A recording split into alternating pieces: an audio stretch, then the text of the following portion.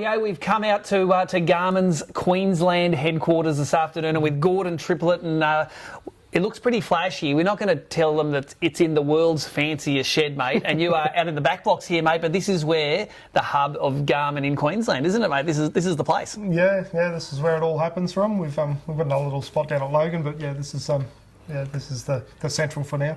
Now, Gordon, we first did a story for Fishing Monthly magazines. I remember meeting you after you used to work for Haynes and places like that. We did a review on a 10-inch Garmin unit, and at the time, Garmin was just starting to hit its straps, make some good quality units. It's one of my better videos, but who would have thought back then that Garmin has turned into such a powerhouse in marine electronics like it is today? Like, tell us how busy you guys are now compared to back then. Oh. It's next level. It's crazy busy. It's since then I think we've probably added another 10 staff to the marine side of the business. Yep.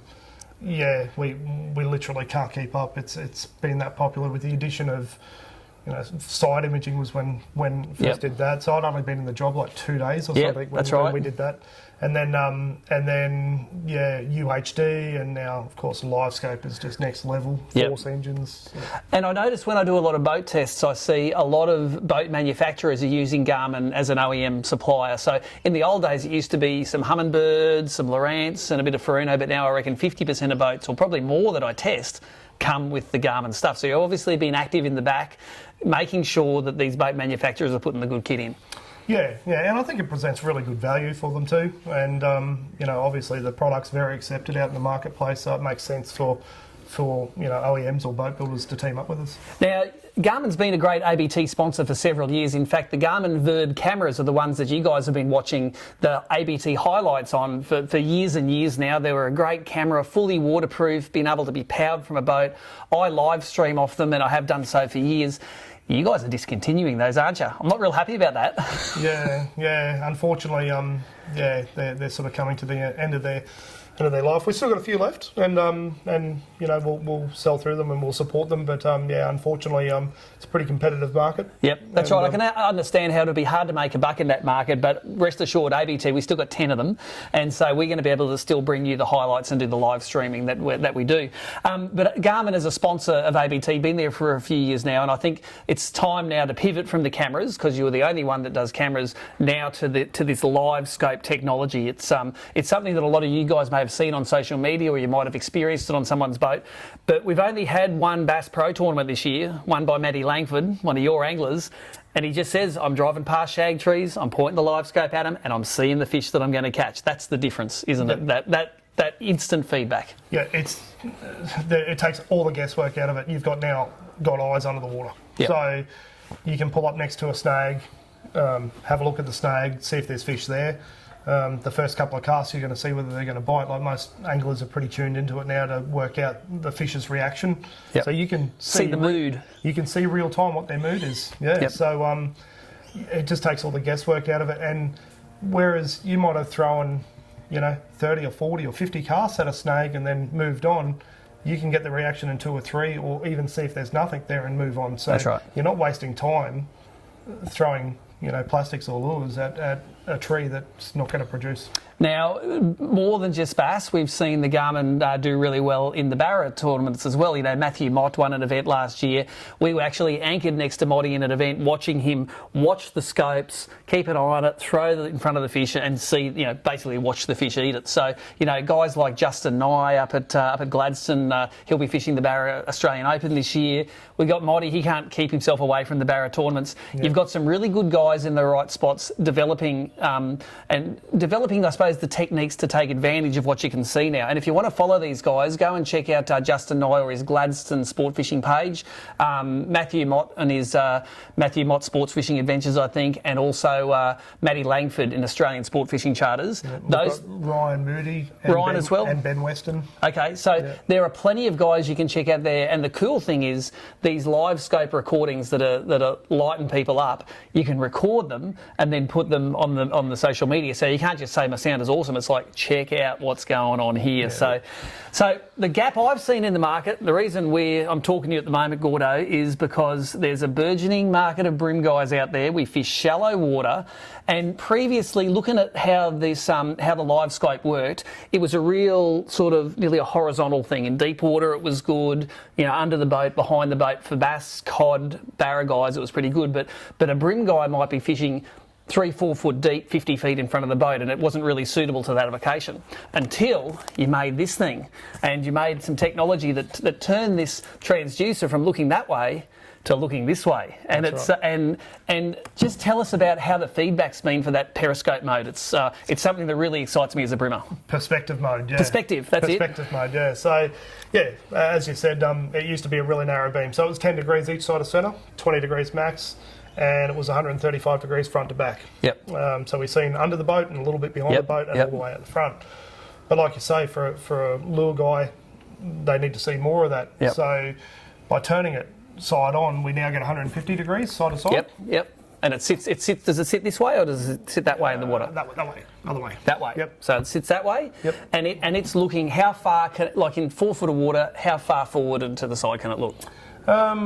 Yeah, look, you should be in 4 foot of water. You should be able to see probably 20 metres. Yep. Something That's like right. that. And don't worry, brim guys can't cast 20 metres. So.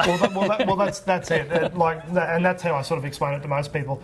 It'll see further than what you can cast with a lure that you're trying to present in that depth of water. Now, the thing that I'm really interested in is putting this on the Bass Cat and then recording and showing you guys what brim look like in the water, because if you know brim, they're not. You don't go to a flat and there's a brim here, a brim there, a brim there. There's nothing, and then there's 20 of them.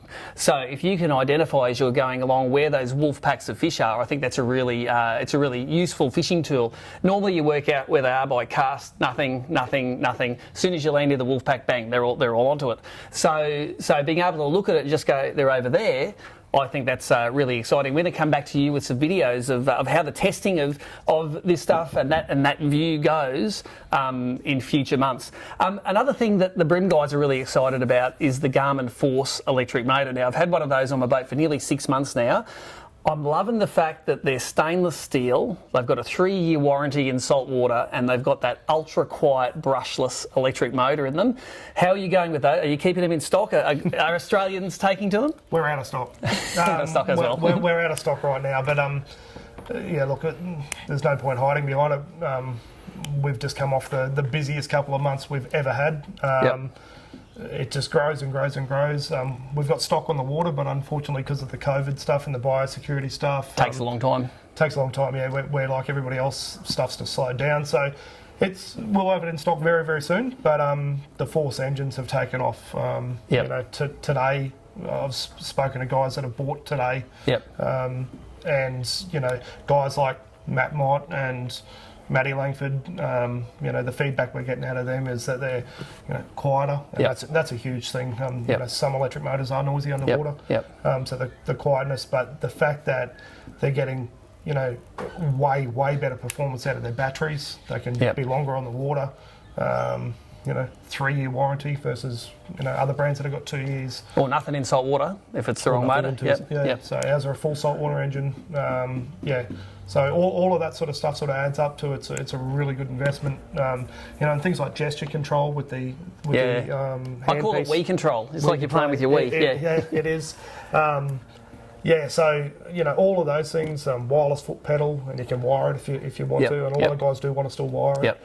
So they are a really, really, really good unit, and exciting times ahead as we develop that range as well. Now, one of the things that interests me is the fact that these units, and this is the unit I'm going to mount at the front of the Bass Cat, these wirelessly talk to your electric motor. So not only can you control it from the foot pedal, from your remote control, you can also do specific functions from the screen of your sounder as well. So it's all wireless. So the great part about that is wireless is free. So it's already built in. It's built into the Force. It's built into this. No more to pay. And it just wirelessly links up. A lot easier to actually fit it to the boat as well, so you're not routing wires. But the transducer still has to be wired. So the transducer wire comes in and the power wire comes in, but you don't need any other wires to talk to your other units or to your force. Yep, that's correct. So, and if you've got multiple units, so say for instance, Matty Mott's boat, he's got 4 head units. Yep. He can control the force from all 4 head units. Yep, I just heard that Matty Mott had 4 heads, so that's all right. we'll run with that. Take us through some of the hardware we need. So for the LiveScope system, and we've looked at this. This is the transducer. This is the Magic. It actually has to have a black box to run with it. That's one of these. This must weigh about 2.5 kilos, something like that. There's a couple of kilos of weight sitting there. That needs to be mounted somewhere, I suppose, near the front of the boat as well, so I can access that processing. Yep. So we do actually do an extension. So we do 2 extensions. There's 2 ways. Yep. You can extend this 21 pin plug. Yep. Or you can extend the network cable. Okay, that comes out. Yep. To this. So there is a little bit of manoeuvrability you can do there. Now, and it's several units in the Garmin range can run this transducer, because you need the transducer and then you need the unit to run. Which models of Garmin can run the LiveScope? Okay, so all of the GPS models can run it because it links into the head unit via the network cable. Yep. Or in our EchoMap range from the 7-inch and above. So from a price point, what sort of dollar sounder do you need to take advantage of this system? You know, is it from a couple of grand up, or not $1,300? About $1,300 is a sounder that can run this sort of kit. And then this one, the Magic transducer that shows you all the live stuff, a couple of grand. Yes. For that kit there. Yep. And of course, you're going to need this one at the end, because this mount is the one that lets you, what does it take? A few seconds for it to go from that turn it to look that way. Yep. So with this, so I've actually had a lot of people say just recently that when you put this on, you lose your, how it used to be when you first bought it. Yep. That's not the case. This will do perspective mode. Yep. Forward and down mode. Yep. You just turn it. All you do is literally turn. Did you have to do any? You have to hit a different button on the sounder, like a couple of buttons. You just go into your menu system, and on your Panoptics page, you just choose which way you go. So literally, you flip the transducer down, hit a few buttons, and away you go. Now the cool thing is, I'm going to have all this rigged up at Bribie, so anyone who's coming to the Garmin Bribie Brim Qualifier, the first of our rebooted ABT season in South East Queensland, please feel free to come, jump in the boat, have a look at it. If it's after a weigh-in, jump in and give it a go, because I think the more people that get in boats and see it, and when I got in boat and watched it happen, I go, that's the gear. This is something that you can see it on Facebook, or you can see the social media posts with it, but when you're pointing it at something that's in front of you, that's when the mind gets blown, isn't it? Yeah, and like when you start to see the reactions of fish real time, like none of us have ever had that before, and it's crazy how it just produces. It turns an ordinary fishing day into a very productive fishing day. Yeah, that's awesome. Now, I know I was mean a few weeks ago on Lockdown Live. I said, if you want to win a LiveScope system, hang around till after the break. Of course, I didn't give away a LiveScope system, but everyone was frothing about it. The awesome news is today is you still can't win one of these, but we've got some great Garmin apparel, we've got some shirts and hats. So I think the way to run that mechanic of that comp is if you were to have any of these Garmin head units to run your LiveScope system, write in the comments what unit you would use. For instance, this one here is a GPS map 8412XSV, but it could be anyone. It could be the one that's on your boat at the moment, or one you just go and Google in the break. So Gordo, thanks for having us around this afternoon. Thanks for being an ABT sponsor. If people want to check out any of the specs on this gear, what's the official Australian Garmin website to go and do it? Yeah, so garmin.com.au. Yep. Jump on there, and everything's on there, and by all means too, get on some of our ambassadors' Facebook pages. Matty Langford, Matt Mott, Ben Weston, Ryan Moody, Justin Nye.